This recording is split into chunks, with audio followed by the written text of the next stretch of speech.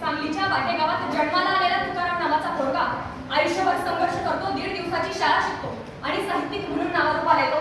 संयुक्त महाराष्ट्राच्या चळवळीमध्ये, संयुक्त महाराष्ट्राच्या लढ्यामध्ये मोलाचे योगदान देतो आणि कामगार चळवळीमध्ये मोलाचे योगदान देऊन तो संपूर्ण जगासमोर येतो. त्याचबरोबर कथा, कादंबरी, पोवाडे आणि प्रवास वर्णन लिहितो.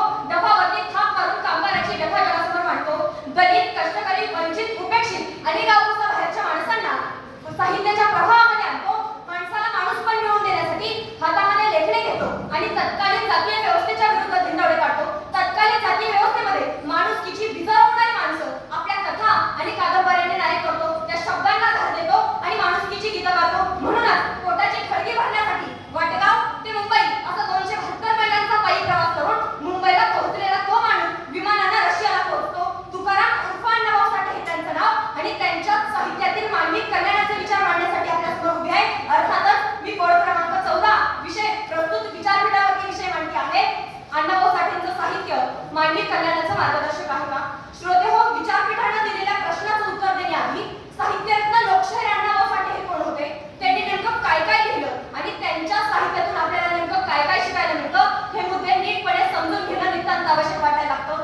अण्णाभाऊ साठे हे एक असं नाव आहे की जे सामाजिक परिवर्तनाच्या लढ्यामधून जन्माला आलं आणि अवघ्या महाराष्ट्राच्या अंतःकरणावरती आपल्या लेखणीच्या ताकदीनं राज्य करू लागलं. त्यानंतर अण्णाभाऊ साठे यांच्या आयुष्याचा प्रत्येक टप्पा म्हणजे एक संघर्षाची, प्रबोधनाची आणि साहित्य निर्मितीची रोमांचक कथा आहे. त्यांनी केवळ लिहिलं नाही तर आयुष्याच्या कठोर वास्तवातून शब्द घडवण्याचं काम केलं. त्यांचं साहित्य हे केवळ करमणूक करण्यासाठी नव्हतं तर ते एक सामाजिक जाणीवेचं, विचारांचं आणि साहित्य निर्मितीचं एक नाविन्यपूर्ण साधन होतं. त्यानंतर त्यांना शाळा आणि कॉलेजच्या शिक्षणाऐवजी रस्त्यावरच्या जीवनानं त्यांना वास्तवतेचं भान आणि जबाबदारीची जाणीव दिली आणि हीच गोष्ट अण्णाभाऊ साठे यांच्या साहित्यातील सर्वात महत्त्वाची आहे आणि हीच गोष्ट अण्णाभाऊ साठे यांच्या साहित्यावरती खऱ्या अर्थानं प्रेरणादायी ठरणार आहे. आणि मित्रांनो, केवळ अण्णाभाऊ साठेंनी एवढंच केलं का? तर अण्णाभाऊ साठेंनी एवढं केलं नाही तर याही पुढे जाऊन विचार केला तर अण्णाभाऊ साठे यांनी त्यांच्या साहित्यामध्ये 35 कादंबऱ्या, 15 लोकनाट्य, लोकशाही, साहित्य वर्णनं, साहित्य पुस्तकं अशी अफाट साहित्य सामग्री लिहिली आणि तमाशा या लोककलेला लोकनाट्यामध्ये रूपांतरित करून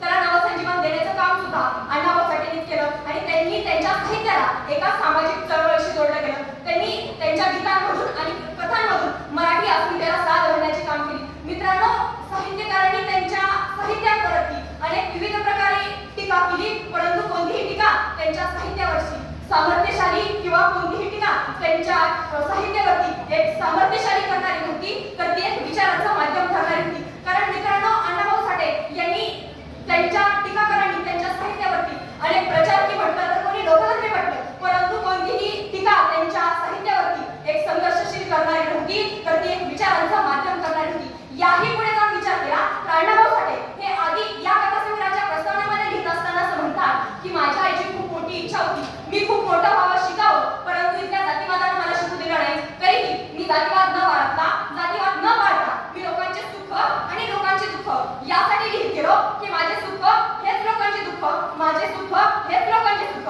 म्हणून अण्णाभाऊ साठे म्हणतात की 3 दगडाच्या चुलीवरती भुगून आणून संसार करणारी माणसं मला कधीही जवळची वाटू लागतात. कारण माझी प्रतिभा ही कोणत्याही महालामध्ये जन्माला आलेली नसून माझी प्रतिभा ही एखाद्या छोट्याशा झोपडपट्टीत जन्माला आलेली आहे आणि म्हणून खऱ्या अर्थानं अण्णाभाऊ साठे यांचं मानवी कल्याणासाठीचं मार्गदर्शन हे आवश्यकच आहे असं म्हणावं लागेल. आणि याही पुढे जाऊन विचार केला तर अण्णाभाऊ साठे यांनी त्यांच्या साहित्यामध्ये त्यांनी गिरणी कामगार, मजूर, तांड्यावरचे मजूर आणि हमाल इत्यादी जणांचा समावेश करून दाखवला आहे. आणि याही पुढे जाऊन विचार केला तर अण्णाभाऊ साठे यांच्या साहित्यामध्ये त्यांनी चित्रपट लिहिली, गीतं लिहिली आणि त्याचबरोबर जैसे तू तैसा, वास्तव, फकीरा अशा इत्यादी चित्रपटांमधून त्यांनी आपल्या कार्यकर्तृत्वाचा ठसा उमटवण्याचं काम केलं. आणि त्यानंतर अण्णाभाऊ साठे म्हणूनच यांना मानवी कल्याणाचा मार्गदर्शक आहे असं म्हणावं लागेल. अण्णाभाऊ साठे यांनी त्यांच्या कार्यामध्ये गरीब, शोषित, पीडित, दलित इत्यादी जणांचा समावेश करून दाखवला आहे आणि त्यांनी सिनेमाच्या माध्यमातून देखील कित्येक जणांना आपल्या जनसमूहाला स्पर्श करण्यात आला. अण्णाभाऊ साठे यांनी आपल्या साहित्याला एका सामाजिक चळवळीला बांधण्यात आलं. त्यांची साहित्यिक आणि सामाजिक चळवळ ही केवळ लोकांपासून लोकांसाठी अशा तत्वांवरती आधारलेली होती की ते एक लोकशाही होते. त्यांना लोकशाही ही पदवी केवळ सन्मान म्हणूनच नव्हे तर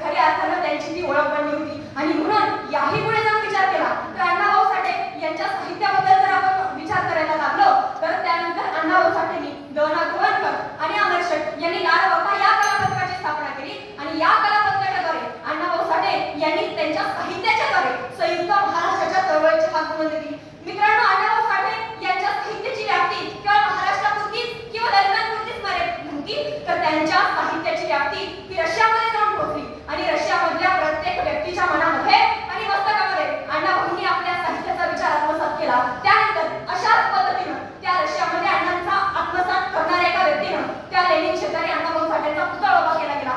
कालांतराने त्या रशियामध्ये प्रतिक्रांती घडून आली आणि त्या प्रतिक्रांतीमध्ये अण्णाभाऊ लेनिनचे पुतळे हे तोडले गेले, फोडले गेले, नवे नवे तर निसर्गात गेले गेले.